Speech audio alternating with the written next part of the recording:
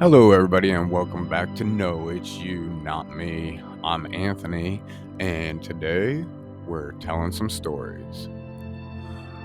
So, the title of today's story is Humanity's Loudest Whisper. Being underestimated wasn't a problem. For Captain Iona Kerr, it was the whole point. In a galaxy of 9-foot insectoid warriors, energy cannons that could melt mountains, and fleets that blotted out the stars, humanity was the punchline. A forgotten primate from the unfashionable western spiral arm. A species clinging to ballistics, combustion, and Newton's old tricks. The galaxy thought we were quaint. That was their mistake. The Vanguard, flagship of the Coalition fleet, wasn't a ship. It was a city wrapped in steel, big enough to make Earth's continents jealous. Its hangar swallowed Iona whole, every rivet humming with judgment. The air tasted of sterilized metal. Lines of Collier honor guards stood like statues. 9-foot armored titans, their plates a dull matte gray that drank in the light around it. And they were laughing at her. Iona heard it. The rasp of Sub-Commander Tay, a mountain of a soldier with red, unblinking sensors. Their primary weapons require combustion, he sneered to a subordinate. How quaint. Perhaps they intend to give the Asgarth a mild rash. Iona's smirk widened. Oh, this was gonna be fun. Behind her, 50 humans marched with crates, rifles, even dog-eared paperbacks. They looked microscopic in the shadow of the Coalition's war giants, but not one flinched. They'd been trained by sergeants scarier than any alien bug. The Vanguard's armory was less a room and more a religion. Weapons lined the wall like cathedrals of power. Plasma cannons glowing blue, sonic resonators the size of houses, graviton shears that could peel a cruiser in half. Tay swept a clawed hand towards a cannon that pulsed like a captive star. This, Captain, can erase a kilometer of asteroid in a 4-second discharge. Iona tilted her head. Impressive. What's the cycle time? 20 minutes, Tay said flatly. Her grin turned razor sharp. A lot can happen in 20 minutes. An Asgrath squad could be brewing coffee on your command deck by then. The guard bristled. Her team chuckled. The humans stacked their rifles in a sad little corner of the armory, next to devices that could unmake suns. Their carbines looked like children's toys. One of her soldiers, Harker, snapped a mag into his rifle with a metallic clack. Reliable as gravity, he said, deadpan. Tay's optical sensors lingered, his disappointment radiating. These are your contributions. Iona patted her sidearm, a polymer pistol she called the can opener. Special occasions only. You'll know it when you see it. Tay had no idea what she meant. Dr. Gareth Adair, physicist, optimist, and hopeless romantic for equations, stood before the Coalition Council, his hologram projecting the secrets of Asgrath armor. Energy is useless, he declared, voice echoing. Plasma, lasers, fusion beams, their armor drinks it like water. But it's brittle. One high-velocity kinetic strike, he tapped the model, and it shatters like glass under a hammer. The admirals were not impressed. Doctor, Boris rumbled, a tusked mountain of an officer. You are the 5th new species this cycle to promise us miracles. All of them were wrong. Adair's grin didn't waver. We're not playing their game. Everyone else tried to burn the armor. We're going to break it. Iona clenched her fist. The council dismissed them, shoving her unit to backwater patrols. As they walked out, she caught Tay watching. His unblinking eyes weren't mocking now. They were curious. The mess hall of the Vanguard was chaos incarnate. 100 species, 100 smells, 1,000 grudges. That's when the toyed pilots laughed. Feathered braggarts with voices like screeching violins. One of them, Churax, squawked. The primitives and their spark sticks. Maybe we'll use them for ceremonial salutes when we surrender. Laughter, talons drumming on tables. Iona walked over, shadow falling across their drinks. Her voice was calm, lethal. I'm tired of your kind's only contribution being noise. How about a wager? The hangar fell silent. Your sonic cannons versus one of my rifles. Same target. First to leave a mark wins. Churax's feathers rippled with amusement. And the prize? A week of my rations, Iona said without flinching. The toad cackled. Deal! Tay, eating gray nutrient paste in the corner, didn't move, didn't blink, but his sensors recorded everything. It was night by the time they reached the aft firing range. A slab of Asgrath armor, 2 meters thick, mounted like a wall, indestructible, unbreakable, untouchable. The toad first fired. His cannon screamed, the air itself tearing. The impact shook the deck plates. Blinding light rippled across the slab.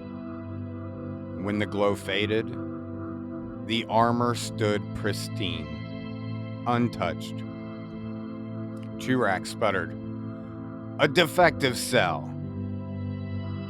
Or, your tech sucks, Iona muttered.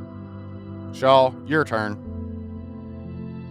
Corporal Shaw knelt, carbine steady. One sharp crack! A supersonic slug kissed the armor. It flattened for a second's silence. Then spider web cracks erupted across the plate.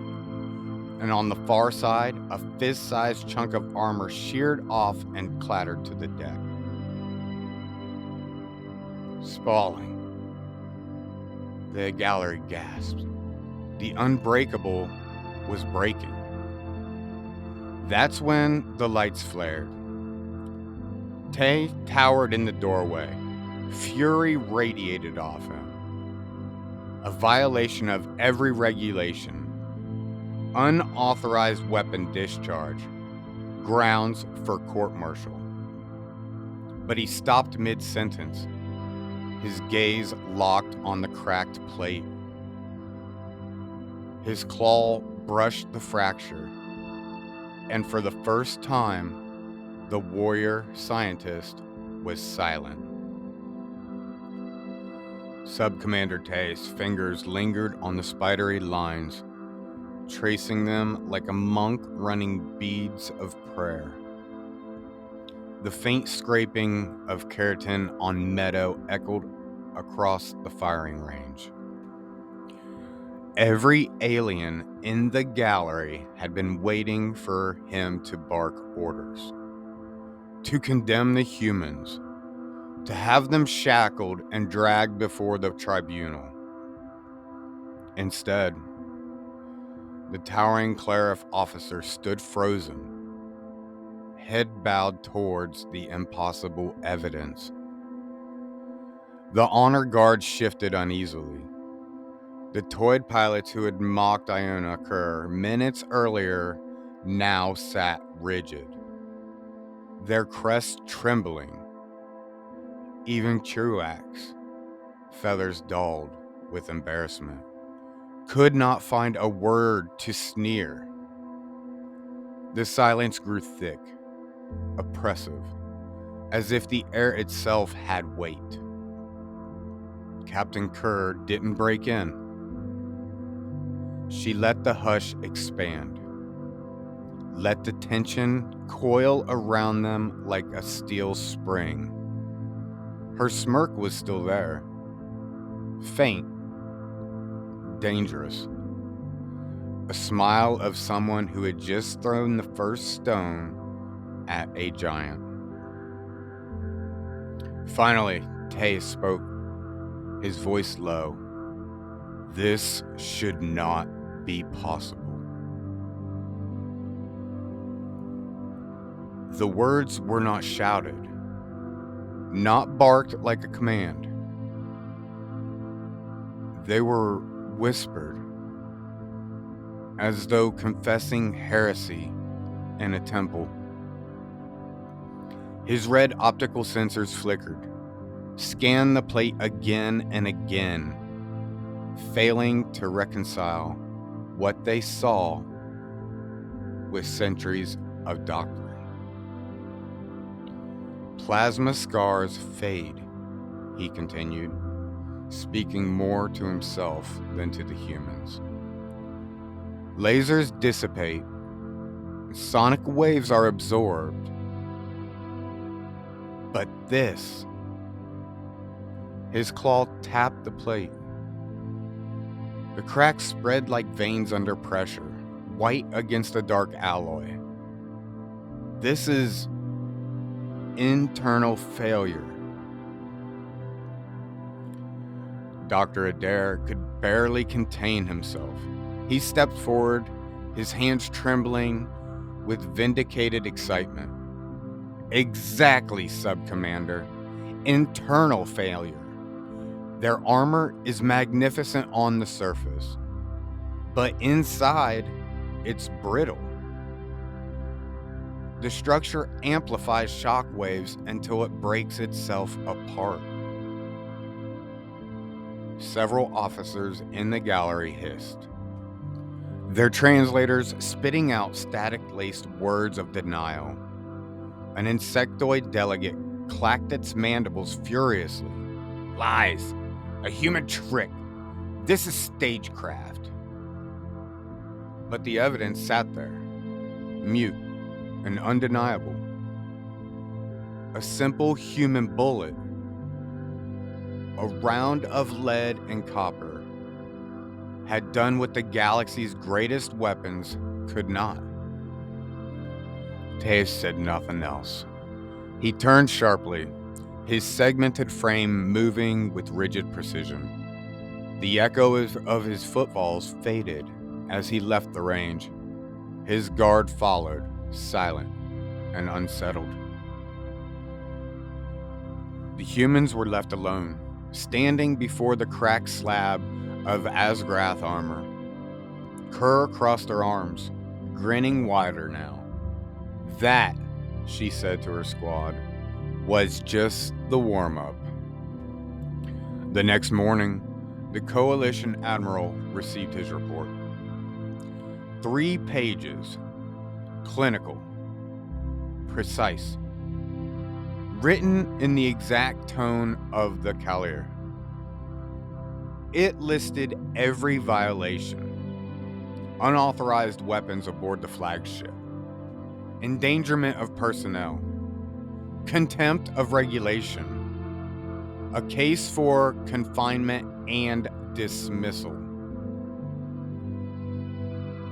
But attached at the very end, almost as an afterthought, was a single image, high resolution, a close-up of the Asgrath armor plate with a thin red circle drawn around the crack and sprawling. That picture detonated like a grenade in the high command. By order of Admiral Boras, a public demonstration was arranged, not in a hidden range at night, not whispered among guards and engineers. This would be a spectacle, a test that every admiral, every weapons master, every doubter could witness with their own eyes. The aft firing range was transformed into an arena. Rows of tiered galleries filled with officers of every species. The walls hummed with translation nodes, each word fed to dozens of ears in dozens of languages. At the center of the range stood a new slab of Asgrath plating. Not a scavenged fragment, but a pristine section cut directly from the hull of a fallen dreadnought. 20 centimeters thick, black as obsidian, it seemed to drink in the light. The gallery buzzed with contempt. Primitives, combustion toys, wasting our time. Iona Kerr stood with her unit on the range floor. The tiny rifles stacked neatly at their feet. The anti-material weapon gleaming like a museum piece beside him. Her hands rested on her hips. Her smirk had sharpened into something hungry. Tay stepped forward to officiate. His voice was even, but something in its cadence had shifted. Control test. Coalition plasma rifle. Fire when ready. The Kalir guard advanced, weapon cradled in massive arms. He leveled it at the plate and fired. A spear of orange plasma ripped through the air. It struck the armor with a sun-bright flash, the shock wave rattling the walls. For a moment, molten metal glowed cherry red, oozing like lava. Then it cooled, hardened. When the smoke cleared, The plate was unscarred, smooth, invincible. The gallery murmured approval. Business as usual. Human team, Tay's voice said steady. Proceed. Corporal Shaw stepped forward with his carbine. His weapon looked absurdly small in the cavernous chamber.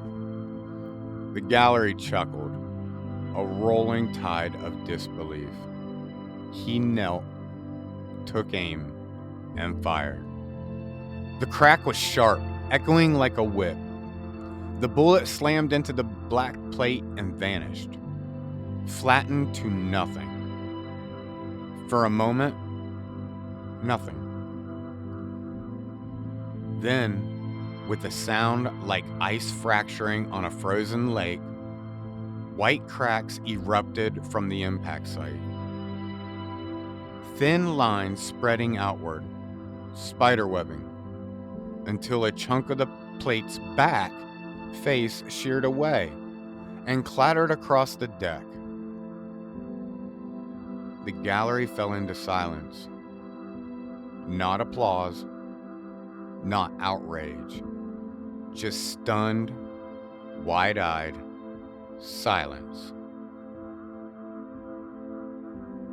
And then came the anti-material rifle.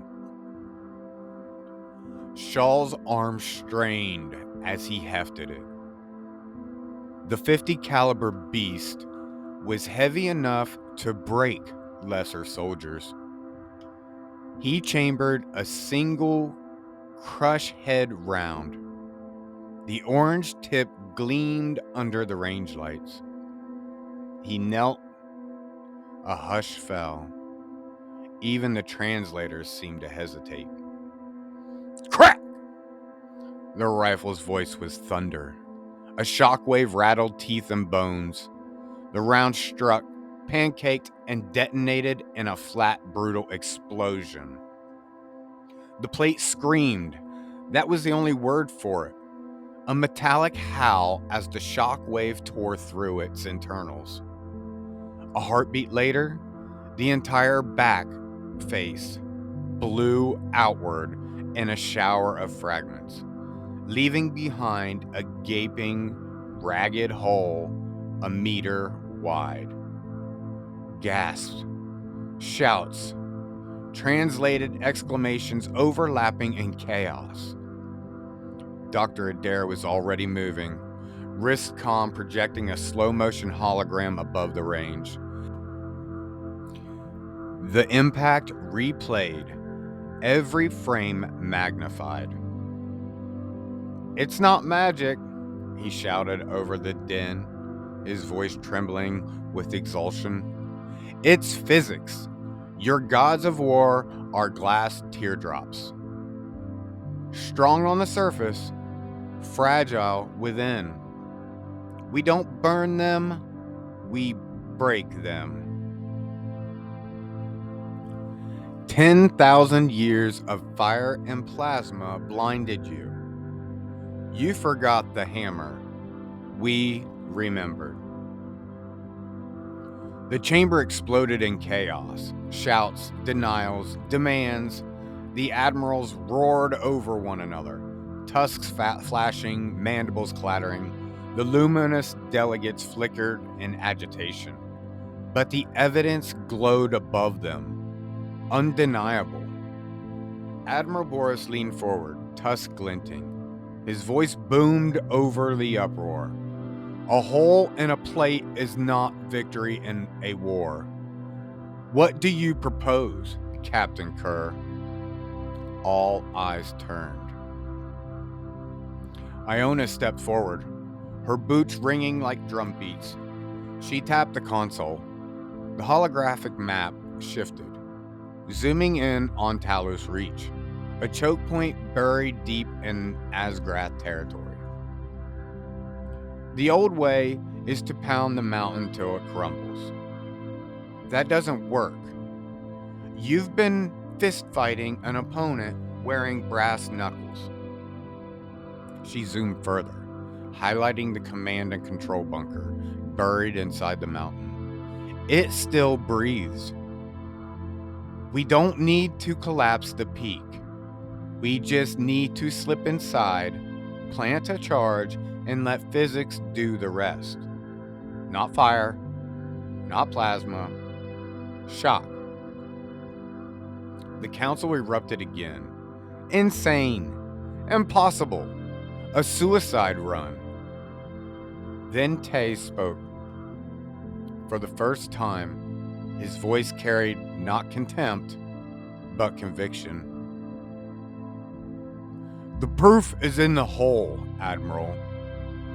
The captain is correct. A single breach will shatter their coordination. In that window, the coalition can strike. The room went silent. The gallery stared not at the human, but at the Kalair. Once a skeptic, now an advocate. Admiral Boras grinned, a tusked predator's smile. Every sane plan has failed. Perhaps madness will save us. Captain Kerr, your mission is authorized. The canyons of Talos Reach were a labyrinth of rust-colored stone, shadows stretching like knives beneath a swollen purple gas giant. Patrols of hunter mechs stalked the ridges, titanic biomechanical predators bristling with weapons. The humans flowed like ghosts. No reactors to betray them. No energy signatures to light up sensors. Just boots, heartbeats, and rifles. Tace moved along with them, towering above the humans, yet shocked at their fluidity. He was used to armies advancing in thunderous columns. The humans slipped through cracks, vanished in shadows, and reappeared where no one expected. When a hunter mech lumbered across their path, 10 meters tall and armored like a fortress, Shaw and Renee didn't aim for its chest. They aimed for its knees. 2 cracks, 2 tungsten darts. The legs shattered. The giant collapsed in a roar of tearing alloy, thrashing like a dying animal. Tay stared. Plasma rifle still unfired. By the shattered moons, he whispered. It just fell apart. Iona clapped his armor as she passed. Told you. Indigestion. Let's move. The ventilation shaft was narrow, suffocating, stinking of metallic dust and damp soil. They dropped into the Asgrath bunker, a nightmare of pulsing walls and swarming beetle-sized constructs. The air was alive with clicks and static. The swarm came at them like a tide, chittering, gnawing at wires, tearing at demo packs. Sparks flew. Shaw cursed, fighting to splice detonator circuits as teeth chewed at his gloves. They're conductive, Tesh roared. He ripped an EM projector from his harness and slammed it live. A silent pulse rippled through the chamber. Thousands of constructs convulsed and dropped, raining to the floor like metallic hail. Go, Iona shouted. Shaw slapped the charge into the organic core. They sprinted as the swarm twitched back to life. Behind them, the bunker's heart imploded.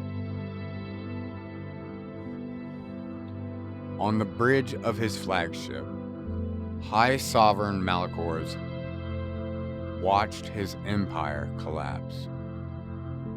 The Talos front dark. Hunters crippled. Command gone. Coalition fleet surging. His bellows shook the bridge. What pathogen infects the sacred halls? What weapon defies the work of gods? Then the humans boarded. Plasma and ballistics tore through corridors. Kerr's team and the Kalair fought side by side, carving a path to the throne like command chair where Malachor stood, terrible and vast. You think you've won? He thundered. You've purchased only a tomb. He lunged for self-destruct controls, but Teus struck. One precise blow, a Kalair martial art designed to paralyze. The Sovereign collapsed, his bulk hitting the deck. From the floor, eyes blazing, he hissed, "Show me this heretic." Iona crouched, drew her can opener, ejected the mag, and held up a single brass cartridge between her fingers. Tiny, laughable, world-breaking. It's called science, sweetheart.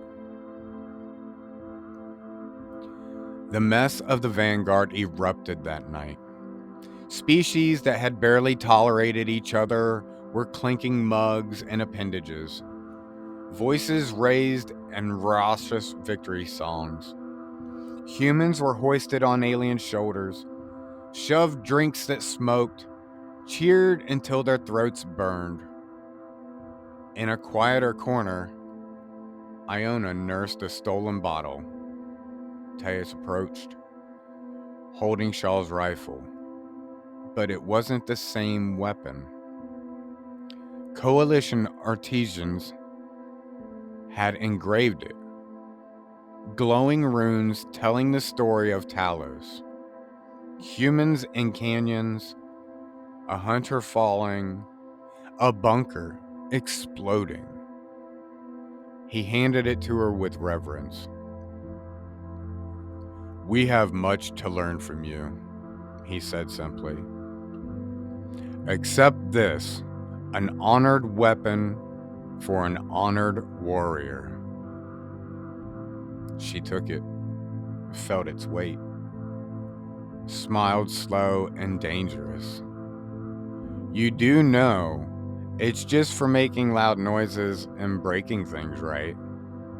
Teus lifted a glass of viscous blue liquor. She raised her bottle. "To tiny guns," she said. "And to big ideas," he rumbled. The glass and bottle clinked. The sound was louder than any plasma cannon. This was one of the longest ones yet, everybody. If you made it all the way through, I really appreciate it. Please, if you enjoyed, make sure you like and subscribe and hit that notification bell so you know when I release something new. And if you think you know anybody that might enjoy this story, make sure you share it around. We appreciate you. Have a great day.